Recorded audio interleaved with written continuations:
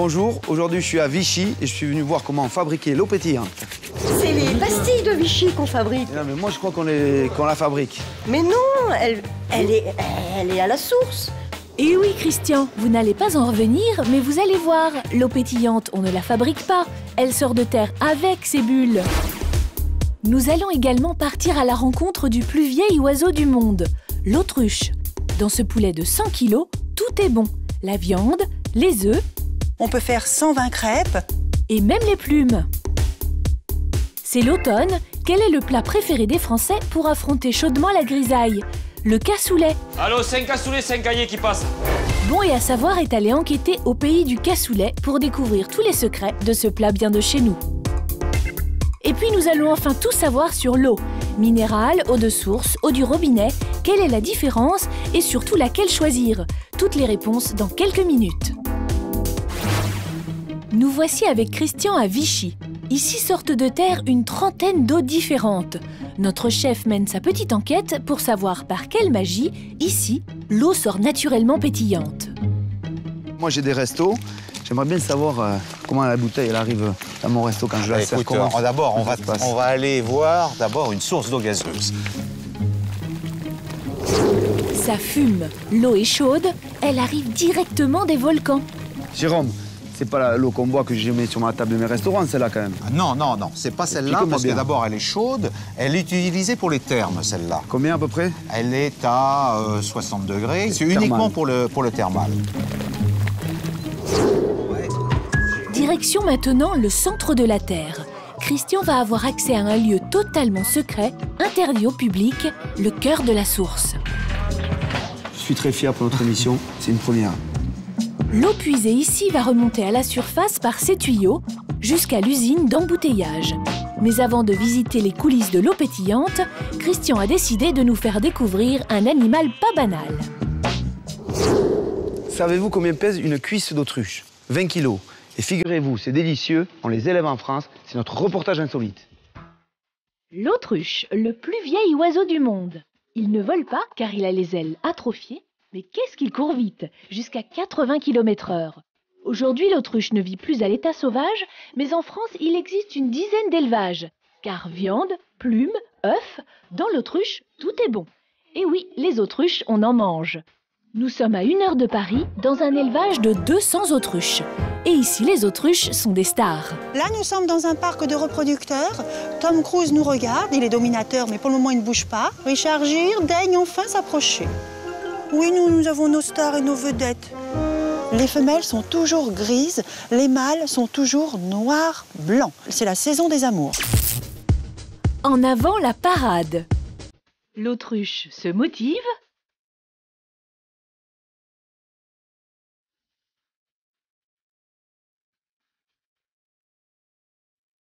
Et 15 jours plus tard, l'œuf est pondu. Et là, c'est au tour de Sylvette de travailler. Les femelles pondent un œuf tous les 2 jours, il faut bien les ramasser. Ils ont été pondus dans la journée, celui-ci est encore tiède.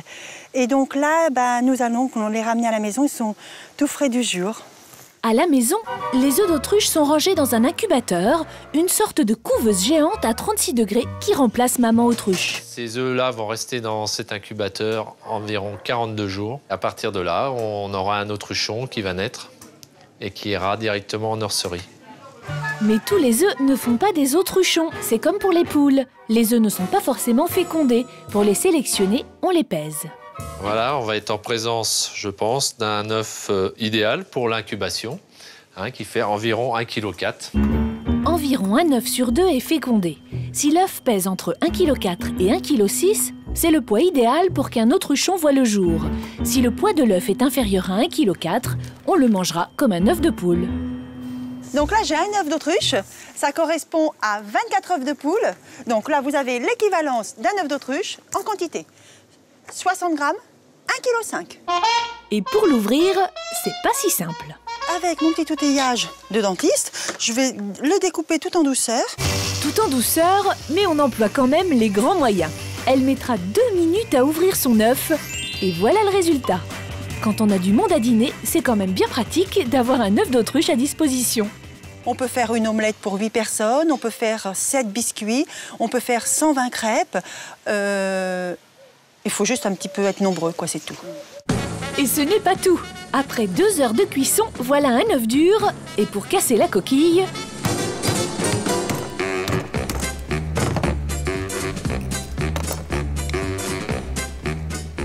Ensuite, une fois que nous avons notre œuf dur d'autruche, nous pouvons prendre un autre œuf d'autruche et faire une petite mayonnaise. Enfin, petite, tout est relatif. Une petite tranche. Quand les œufs sont fécondés, pas de mayonnaise. Ça donne des autruchons. Nous sommes dans la nurserie. Alors là, on est en présence d'une autruche d'1 semaine. Elles restent dans la nurserie pendant 3 mois. Elles passeront de 1 kg à 100 kg en 1 an et devraient atteindre les 2 mètres de haut. Pour se défouler, les petits jeunes ont besoin d'espace. Direction les prés. Une jeune autruche, c'est fougueux. Alors Sylvette les éduque. T'essayes, je t'en mets une.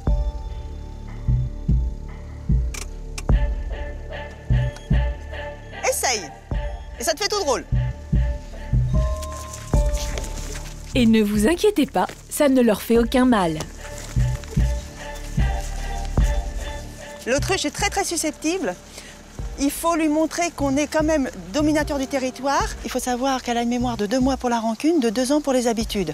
Donc à partir du moment où elles ont leur repérage, elles ont la connaissance des gens, il y a parfois de l'intimidation, mais il ne faut pas se laisser intimider.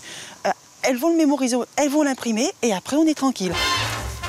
Tranquille, mais pour les attraper, c'est pas gagné. À gauche, à droite, on esquive.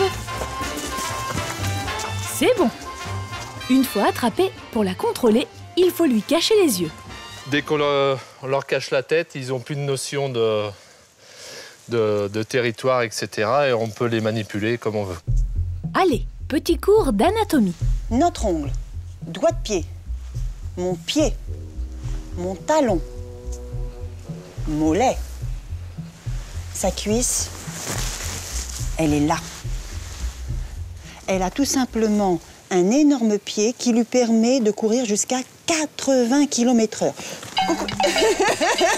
Et elles sont bien en forme, les autruches. Luzerne, épeautre, blé et maïs. Un bon régime alimentaire pour une viande bien tendre.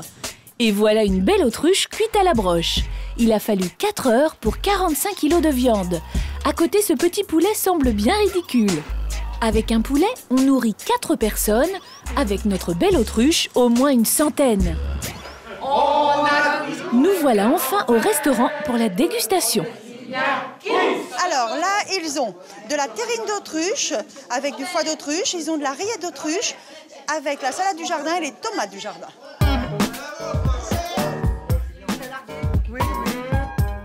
Extra. Moi j'adore. Maintenant, on va donc leur servir un pavé d'autruche.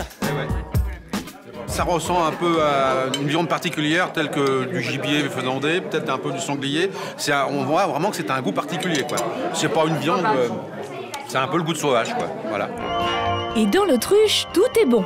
L'œuf et la viande, mais aussi la peau, on en fait de la maroquinerie, la graisse, de la cosmétique et même des gadgets en tout genre jusqu'aux vêtements. Nous pouvons découvrir que l'autruche, je l'utilise aussi sous forme de chapeau, éventuellement d'écharpe, chaussures, elle a un cuir perlé. Ah ça, l'autruche, Sylvette et Emmanuel, c'est vraiment leur truc. Nous voici de retour en Auvergne, au pays de l'eau pétillante. Quand on puise de l'eau tout au fond de la terre, elle est particulièrement riche en fer.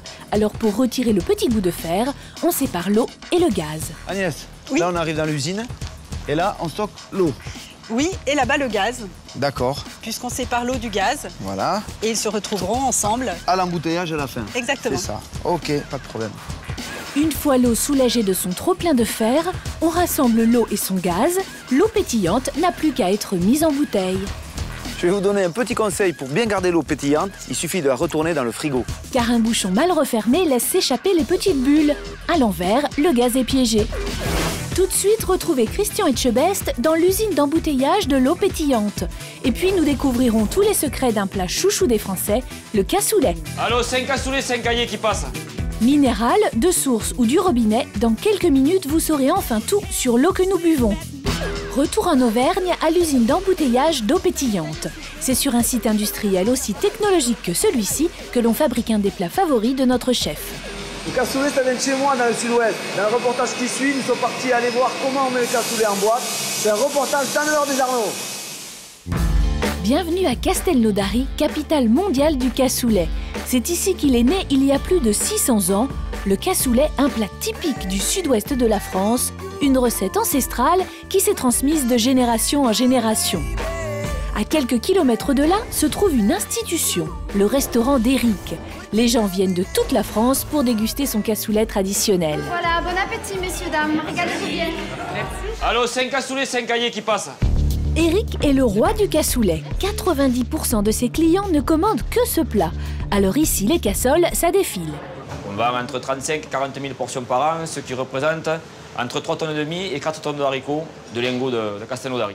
4 tonnes de haricots sont ainsi engloutis chaque année, pour le bonheur des grands et des petits. Disons que j'en ai goûté plusieurs et je trouve qu'ici c'est le meilleur de la région. Celui de ma belle-mère est très bon aussi. Mais comment obtenir un cassoulet aussi bon que celui d'Éric? Pour découvrir ses secrets, retour en arrière, car ce plat traditionnel nécessite une très longue préparation. Il faut se dire, quand on fait un cassoulet, qu'il faut beaucoup de temps. Il faut au minimum 2 jours, quoi. Parce que si vous le faites le matin pour le midi, vous faites un cassoulet de touriste, c'est blanc, c'est pas bon. Alors, 2 jours avant de passer à table, on retrousse ses manches et on commence par laisser tremper les haricots pendant au moins 8 heures. Pendant ce temps, on prépare la sauce à base de porc. Ça, on va le laisser bouillir. Bien 1 heure, 3 quarts d'heure. Puis c'est au tour des saucisses qu'il faut bien laisser revenir. Ça va quand même faire pratiquement 45 minutes. Ça mijote et ça remijote pendant des heures. Pour un bon cassoulet, il faut être patient. C'est comme avec les femmes. Désolé, c'est comme avec les femmes. Faut toujours attendre aussi. Bah ouais. Vous l'aurez compris, le cassoulet, plus ça cuit, meilleur c'est. La cuisson se fait en 2 jours. Éric l'enfourne une première fois pendant 1h30 et ce n'est pas fini. Et une fois qu'ils seront à peu près froids, ils vont passer 1 nuit dans le frigo. Et ce n'est que demain matin que quand on voudra le servir aux convives, qu'on le sortira, qu'on le décollera, qu'on mettra du fond de porc et qu'on le refera cuire au moins, celui-là, les gros, il faut au moins 2 heures, 2h30 de plus. Pour ceux qui n'auraient pas le temps ni le courage de se lancer dans cette interminable recette, direction une usine de cassoulet.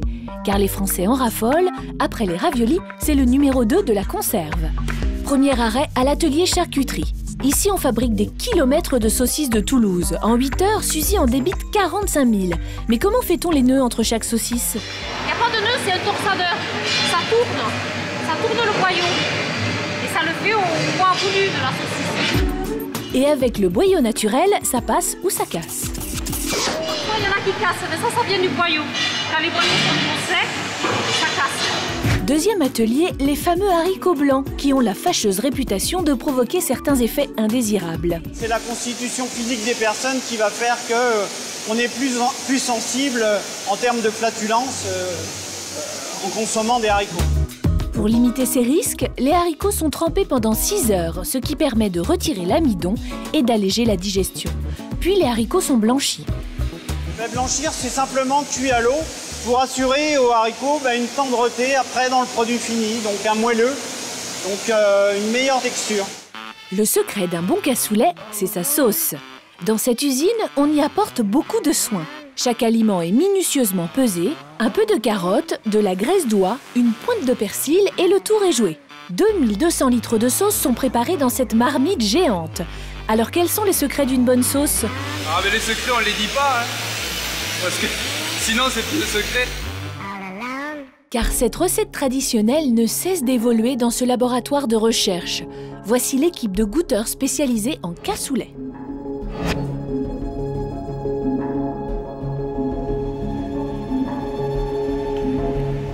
L'odeur est agréable, elle est bien aillée. Ouais.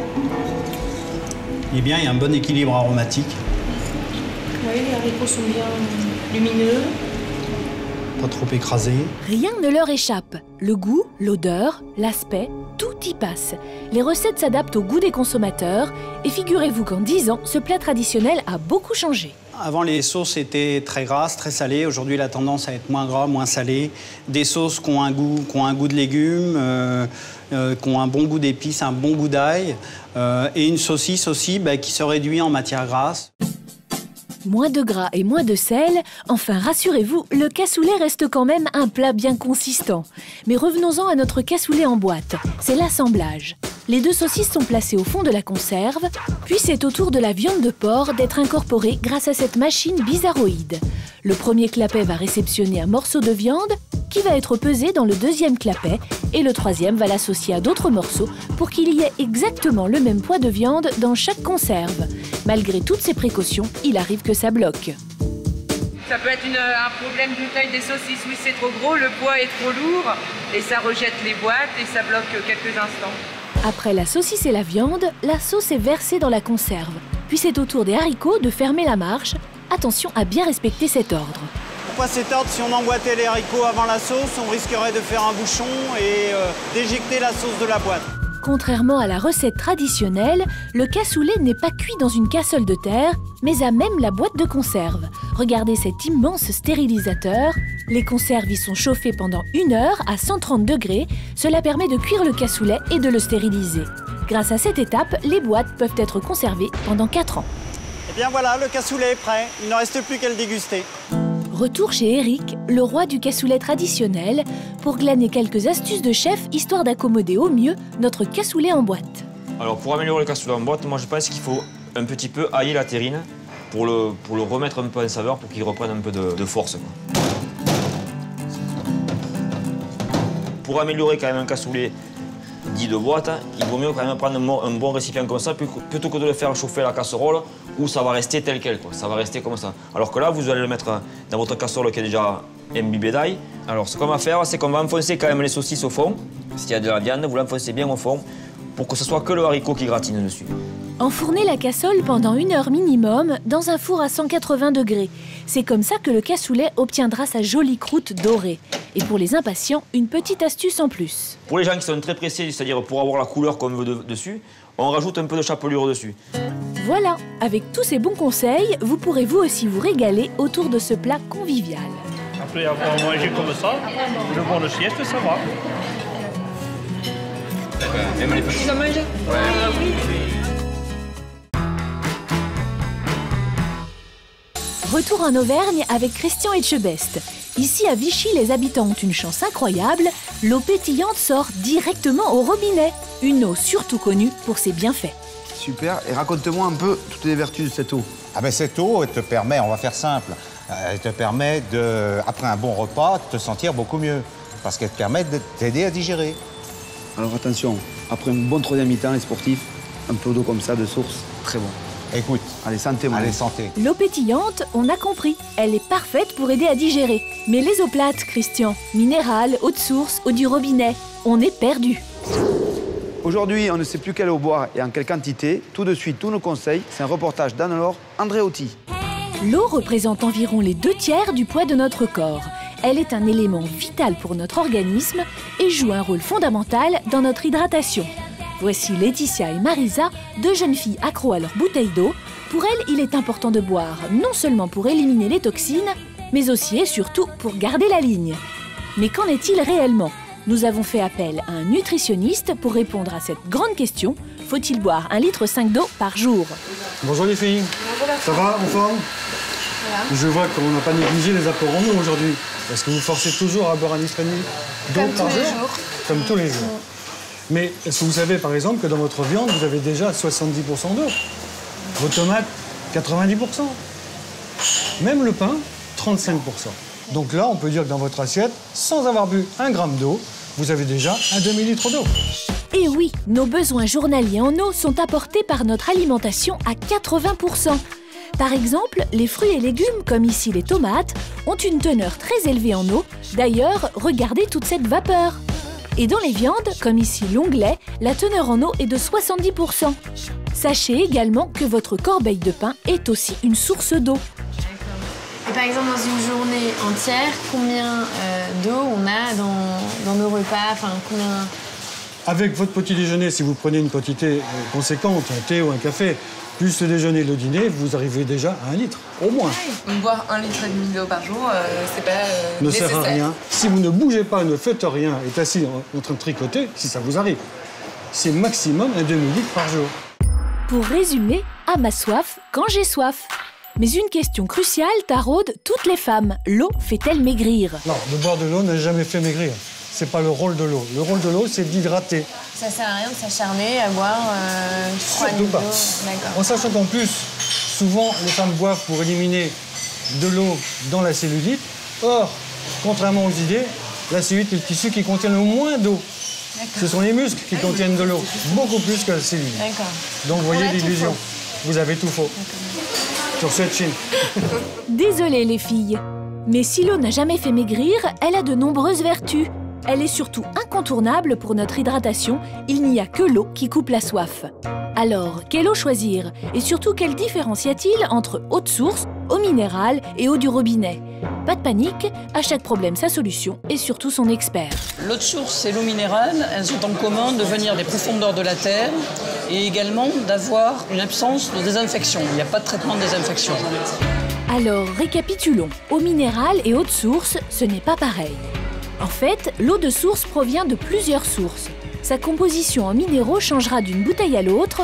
Autrement dit, si vous achetez régulièrement une eau de source de la même marque, vérifiez souvent l'étiquette pour contrôler la composition en calcium, magnésium et autres minéraux qui peut varier. L'eau minérale, en revanche, vient d'une seule et même source. Si vous achetez la même marque d'eau minérale, même à des années d'intervalle, sa composition en minéraux ne changera pas. Son eau vient toujours de la même source naturelle. Enfin, sachez que les eaux minérales ne sont pas toutes semblables. Vous en avez certaines qui sont très peu chargées en minéraux et vous avez d'autres eaux qui sont effectivement chargées par exemple en calcium, ce qui peut être intéressant pour des gens qui mangent peu de produits laitiers, d'avoir des apports supplémentaires en calcium.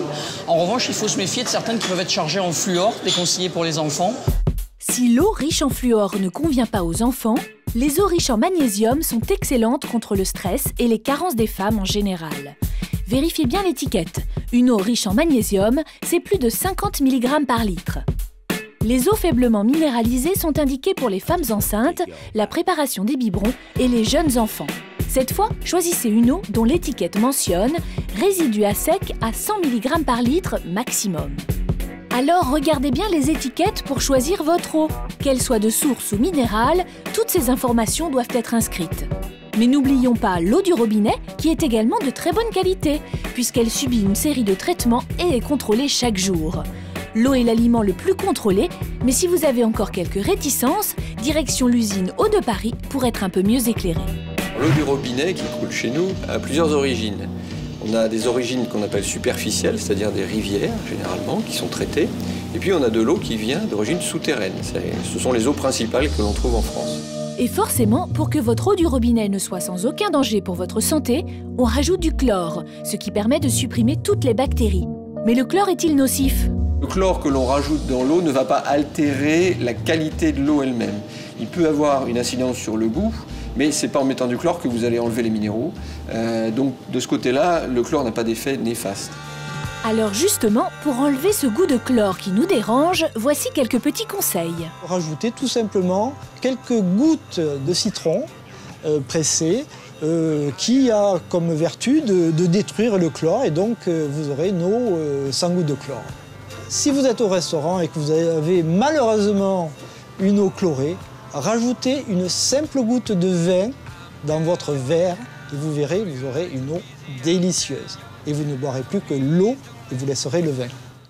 Et une fois votre bouteille en plastique vide, ne la remplissez surtout pas d'eau du robinet.